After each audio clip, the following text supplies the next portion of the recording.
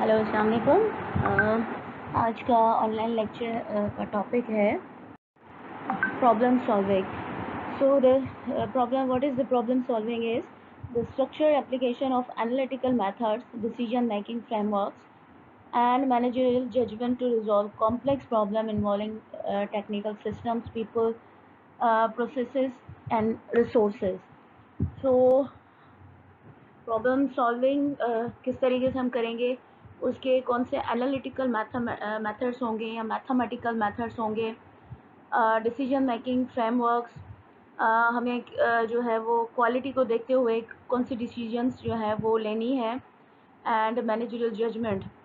Plus obviously हमें मशवरे तो बहुत सारे देते हैं, लेकिन हमें कौन सा फैसला करना है, किस टाइम पर क्या फ़ैसला लेना है to solve complex problems involving technical systems. फिर कोई उसमें टेक्निकल एरर आ रहा है, फाइनेंशियल एरर आ रहा है, फिर उसका ताल्लुक जो है वो आपके सिस्टम से है, आपके लोगों से है, या पूरा प्रोसेस जो आपका जिससे गुजर रहे हो आप, पूरा जो क्या कहते हैं फ्रेमवर्क, या फिर जो भी आपका क्या कहते हैं एक चीज़ बना रहे हो, मैन्युफैक्चर कर रहे हो, उसका जो पूरा टाइम पीरियड है जब तक वो चीज़ बन नहीं जाती, उस प्रोसेस एंड रिसोर्सेज, कौन कौन से रिसोर्सेज आप यूज़ कर रहे हो, internal resources as well as external resources to solve your problem.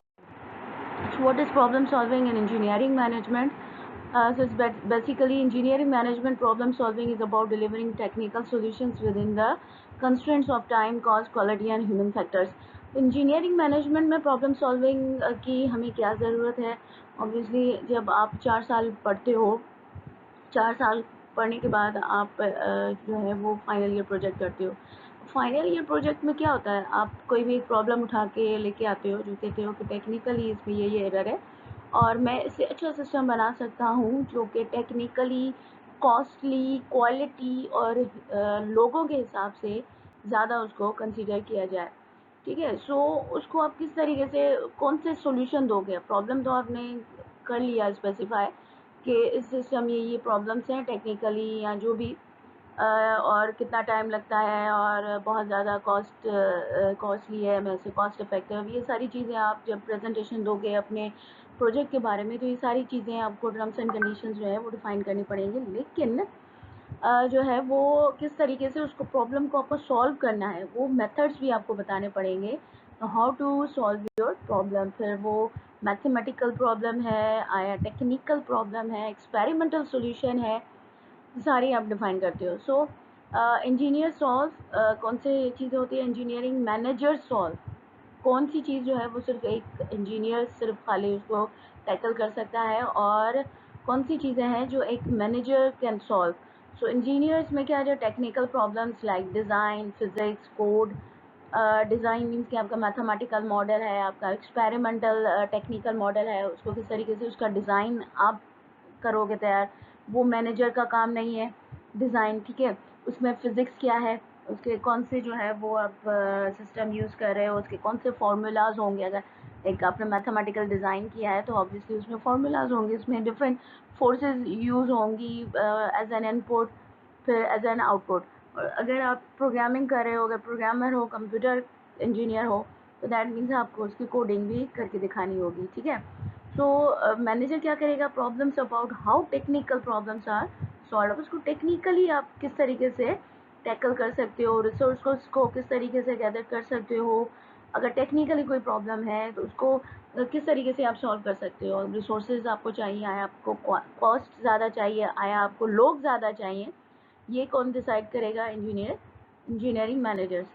Then engineer solve what is wrong, आपको स्पेसिफाई आप करोगे कि प्रॉब्लम क्या है इसमें। ठीक है, देन इंजीनियर मैनेजर क्या करेगा, how to organise people, resources and process. भाई मैंने आपको बात बताई कि मैनेजर क्या करेगा, मैनेज करेगा, मैनेज किस किस चीज़ को, पैसों को करेगा, लोगों को करेगा, रिसोर्सेज को करेगा, और प्रोसेस जो है उसको करेगा। प्रोसेस अब ये नहीं है, मैंने आपको ये भी बताया था कि आप एक अगर आप एक इंडस्ट्री में चले जा रहे हो तो जो उसमें आपका एक सिर्फ इलेक्ट्रॉनिक इंजीनियर का काम नहीं है, उसमें इलेक्ट्रिकल भी होगा, उसमें मैकेनिकल भी होगा, उसमें कंप्यूटर भी होगा, डिफरेंट जो होंगी वो क्या कहते हैं टीम्स होंगी। ठीक है, उन सारी टीम्स को एक करके आपको उसको प्रोसेस में कन्वर्ट करना है और किस तरीके से आपको उन सब चीज़ों को मैनेज करना है by your decision making to deliver about the technical solutions और to give a technical solution to the problem. Then problem solving cycle, इसके स्टेप्स हैं, action and question. First step is to identify, define the problem clearly. Problem क्या है, फिर distinguish symptoms from root causes. अब आपको root causes बताने हैं कि ये प्रॉब्लम है, लेकिन ये प्रॉब्लम होता क्यों है, किस लिए हो रहा है, इसकी वजह क्या है, what is actually happening versus what should be. अब ये इसको होना क्या चाहिए और ये है क्या। मतलब आइडियली तो आप बता रहे हो कि ये इसका फंक्शन है, लेकिन अब ऑब्वियसली हर चीज़ तो आइडियल नहीं होगी। तो इसमें एक्चुअल प्रॉब्लम किधर है, इसमें हो क्या रहा है, अभी क्या है, अब किस कंडीशन में एक्चुअली ये होना चाहिए, लेकिन इसमें प्रॉब्लम्स की वजह से different problem due to the different problems इसकी ये शक्ल है। ठीक है, आइडेंटिफाई, पहले आइडेंटिफाई करना है प्रॉब्लम है क्या, देन एनालाइज। अब एनालाइज क्या करोगे, एनालाइज किस तरीके से करेंगे, डिफरेंट इनपुट देंगे, having getting different outputs. So gather data, understood constraint, identify state holders. अब डिफरेंट इनपुट दिया, डिफरेंट आउटपुट। क्या होगा, एक डॉक्टर है उसको पता ही नहीं है, मतलब अगर कोई भी एक सिंपल है, बुखार है, ठीक है, कोई भी बगैर डॉक्टर के पास चला गया, तो वो क्या करेगा, वो उसको दवाइयाँ देगा, एक दवाई दी उसे बुखार नहीं उतरा, दूसरी दवाई दे दी, बुखार उतर गया, चलो भाई सही है, इसको ये दवाई आ गई। लेकिन जो है वो वही चीज़ है कि आप डिफरेंट डिफरेंट इनपुट देते हो, फिर आप उसको एनालाइज कर रहे हो कि इस इनपुट पे आपकी जो सिस्टम है वो किस तरीके से वर्क कर रहा है। ठीक है, ये आपको उसकी चाल, जैसे मैं आपको कहा था कि जैसे आप कहीं भी नई जगह जाते हो तो एनालाइज करते हो, एनालाइज किस तरीके से करते हो, आप डिफरेंट इनपुट दोगे, सामने वालों को हंस के बात करोगे, फिर देखोगे कि वो किस तरीके से, अगर हंस के बात कर रहा है, जवाब दे रहा है, दैट मीन्स आपकी दोस्ती हो सकती है। अदरवाइज अगर चिढ़ के आपको देख रहा है, दैट मीन्स बाबा इससे तो बात ही नहीं करो, ये तो शुरू से कह रहा है कि नहीं मुझसे बात ही नहीं करो। ठीक है, तो एनालाइज करते हैं डिफरेंट इनपुट देके और डिफरेंट आउटपुट देखते हैं कि सिस्टम आउटपुट क्या दे रहा है। Then key question, what are the facts, who is affected. अब वो क्यों जो है वो डिफरेंट दे रहा है, अगर साइन वेव पे आपका आउटपुट दे रहा है और कोसाइन पे आपका जो है वो जीरो आउटपुट दे रहा है, तो उसका फैक्ट क्या है, साइन और कोसाइन में क्या मसला है, साइन और कोसाइन तो सेम है, सिर्फ फेज डिफरेंस है, तो उससे फेज डिफरेंस से आउटपुट क्यों जीरो आ रहा है, और उसकी वजह से कौन लोग हैं या कौन सा सिस्टम है उसकी वजह से अफेक्ट कर रहा है। मतलब क्या चीज़ है साइन और कोसाइन में, क्या फैक्ट है जिसकी वजह से आपका जो आउटपुट है वो जीरो आ रहा है। ठीक है, then generate, first is identify, then analyze, then generate, brainstorm alternatives, consider multiple अब आपने एनालाइज कर लिया, अब अपना सिस्टम जनरेट करोगे, डिफरेंट उसको प्रॉब्लम जो आपने आइडेंटिफाई उसको सॉल्व करने के लिए डिफरेंट अप्रोचेस जो है वो आप यूज़ करोगे। जैसे आपको दिखाया जाता है कि लैब्स में कि यही एक प्रॉब्लम है जो आपको एनालाइज करना है through simple solving method and through different solving methods और डिफ़िकल्ट सॉल्विंग मेथड्स। ठीक है, तो आप डिफरेंट अप्रोचेस लगाओगे कि किस अप्रोच से जो है वो आपका जो है वो सिस्टम जनरेट हो रहा है और सही आउटपुट दे रहा है। Then key question is what are the possible ways to address this, इसके लिए कौन कौन से उसको सॉल्व करने के लिए तरीके हैं आपके पास। Then evaluate, assesses alternatives against criteria, cost, time, quality and risk। उसके बाद आप उसको एवेल्युएट करोगे। अब ये हमें पता तो साइन और कोसाइन में क्या मसला है, अब हम उसको सॉल्व कर सकते हैं, हम ना साइन दे रहे हैं, हम ना कॉस्ट दे रहे हैं, हम टेंजेंट दे रहे हैं, जिसमें दोनों ही है और आउटपुट आपका आ रहा है। ठीक है, अब उसके लिए फिर हमें क्या करना पड़ेगा, अब सिस्टम को हमने बना तो लिया, कॉस्ट इफेक्टिव है, क्वालिटी किस तरीके से दे रहा है, आया ये हम जो यूज़ कर रहे हैं वो रिस्क में तो नहीं आ रहा। ठीक है, सारी चीज़ें, what solution best balances completing priorities. अब सारी चीज़ों को हमें देखना है, सिर्फ एक चीज़ को नहीं देखना, हमने कॉस्ट को भी देखना है, टाइम को भी देखना है, क्वालिटी, रिस्क मैनेजमेंट, पैसा, हर चीज़ देखनी है। ठीक है, तो जो प्रायोरिटी होगी हमारे पास, प्रायोरिटी क्या, हमारे पास ये टाइम है, इस टाइम में हमें ये सिस्टम बनाना है, क्वालिटीज़ की जो है वो हायर क्वालिटी होनी चाहिए, कॉस्ट जो है वो उसकी मिनिमम होनी चाहिए। ठीक है, ये प्रायोरिटीज़ है। Then decide, choose the optimal solution based on analysis. अब सारे हमने चीज़ें कर ली, अब हम देखेंगे कि हमारे पास कौन सी जो है वो सॉल्यूशन है जिसमें सबसे ज़्यादा एक्यूरेट आउटपुट आ रहा है।